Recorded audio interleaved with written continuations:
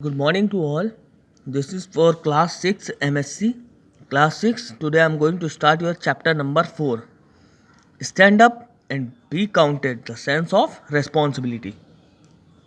So, responsibility implies responding to the call of duty, being dependable, and upholding the trust reposed in you by your parents, colleagues, elders, employers, etc. It means fulfilling your obligation. It also means accepting the blame when things go wrong as a result of your action or decision. It is easy to dodge our responsibilities, but we cannot dodge the consequences of dogging our responsibilities. So, responsibility means it is the call of duty, and doing it by your own. It may be by your parents, colleagues, elders, etc. Anyone can give you any responsibility and you have to fulfill that responsibility.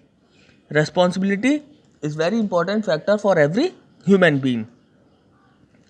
And also if something get wrong, then one has to accept it.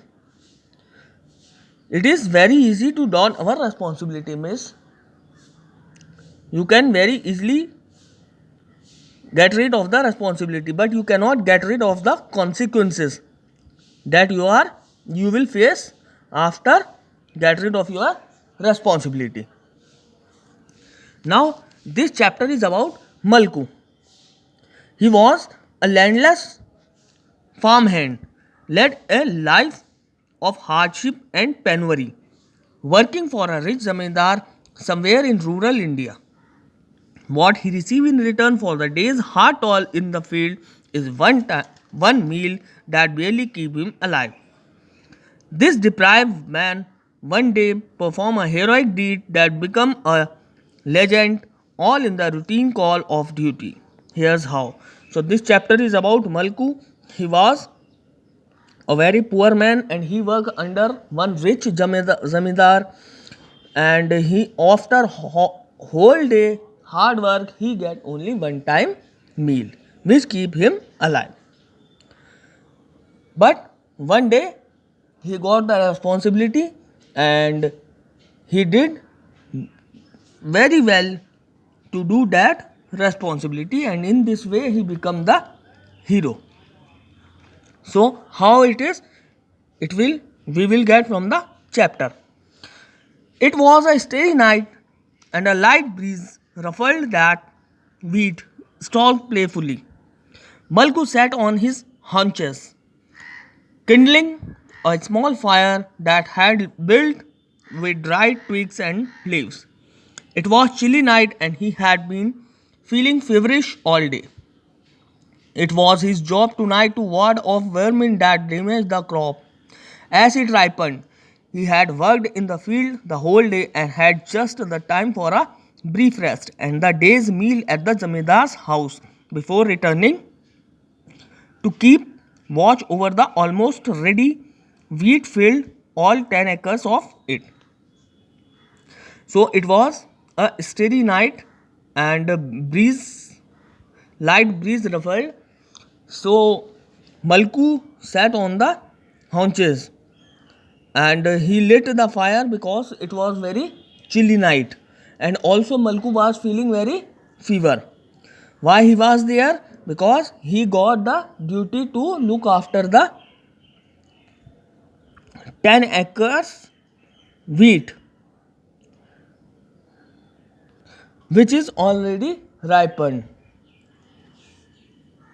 He had been working for the zamindar for as long as he could remember.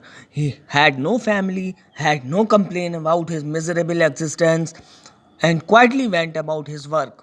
The zamindar trusted him with his home, hearth, and field for simple reason he knew Malku to be ambitionless. That night there was a wedding in the adjoining village and most men had gone to attend the festivities.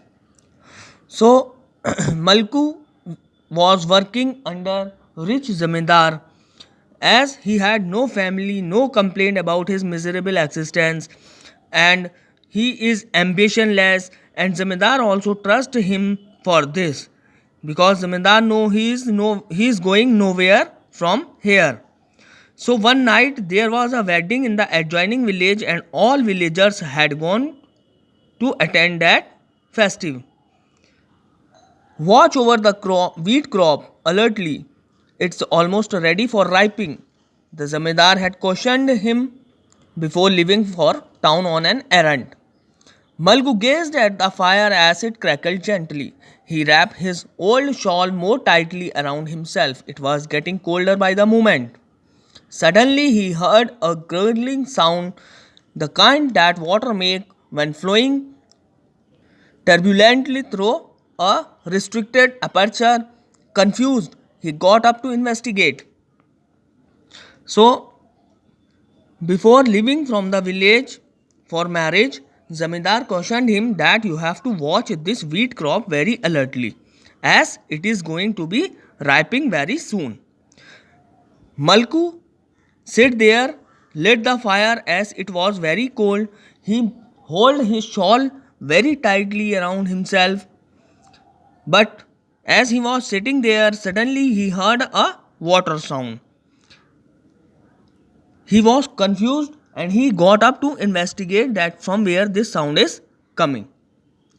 Now, the wheat field abutted a wide irrigation canal that the government has built a few years back.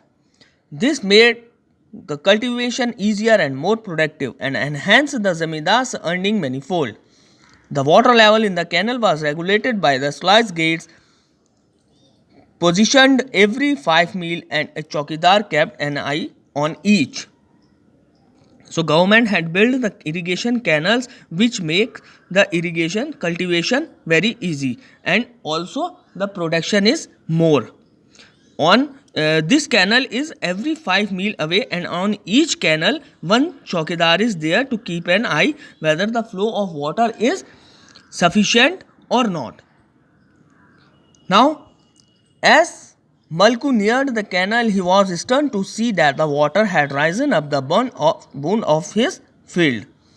He ran swiftly along the bund towards the gurgling sound, which was no louder, and then, to his horror, he saw the gaping hole in the bund where the water was gushing in from the swollen canal.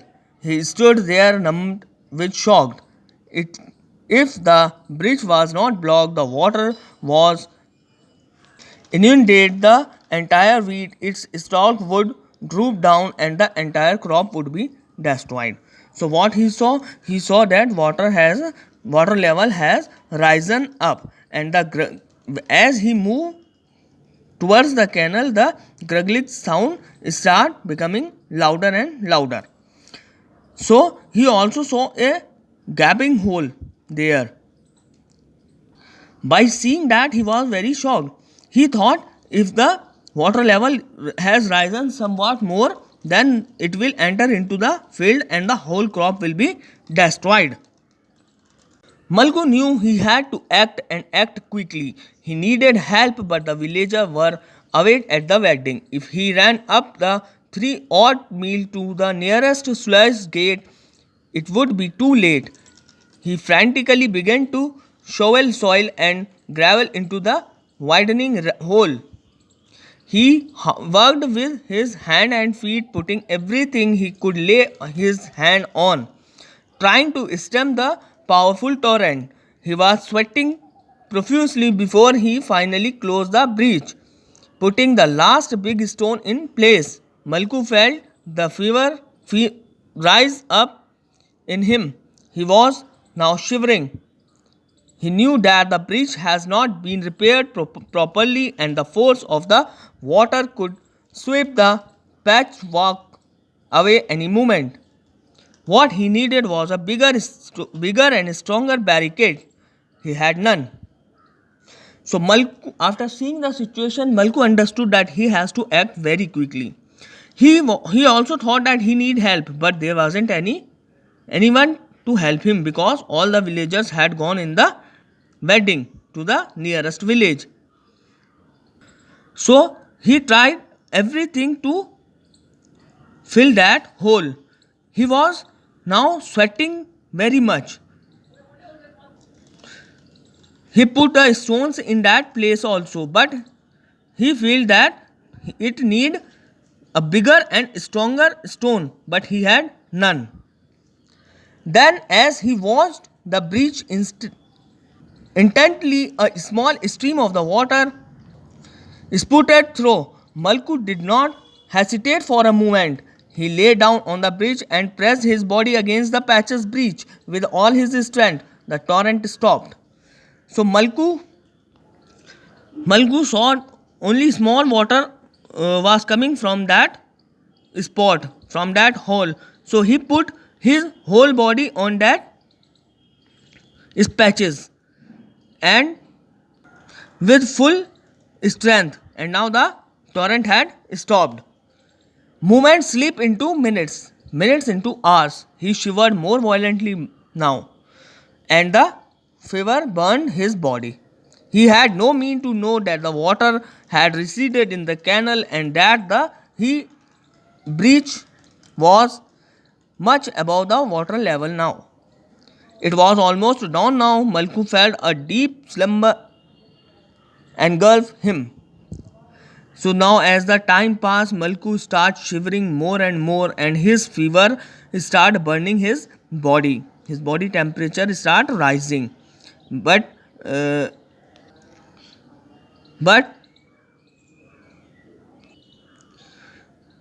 as the water had increased in the canal and the breach was above the water level now. So a few of the Zamindar's men came along shortly after dawn.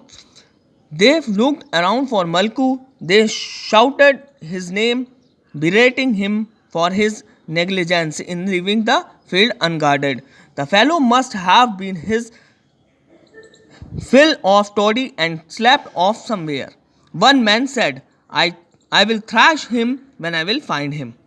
So few Zamindar men came there. They looked after Malku and they were unable to see Malku, and they thought that Malku was careless and he had went somewhere, leaving the field unguarded. They shouted his name, but they did not able to find Malku. Now Malku was found later. His body had gone rigid in death, but it still hugged the breach firmly. The wheat field was saved and Malku had died, saving the labor of so many men who had toiled the whole year long. He had not breached the trust responded in him. So Malku was found there later. He was dead, but still he was hugging that bridge. In this way, he saved the wheat field, and also he saved so many laborers hard work who had worked their whole year. Stupid of him to have gotten so drunk. The poor fellow must have dozed off in a dozen drunken days and caught the chill. Mourned the Zamindar. What a way to die! He sigged, puffing on his ornate hook. Malku's exclamatory sense of duty and responsibility, which made him sacrifice his life, went unnoticed and unsung. His legend, however, still lives on. So, in this way, Malku had done his responsibility with wholeheartedly. But in the eyes of Zamindar, Malku was irresponsible, and he was die according to the Zamindar because he had drunk too much. His responsibility and sense of duty had gone unnoticed, but still he was a legend. So this is all in the chapter, and in next video I will give you the question answer. Thank you.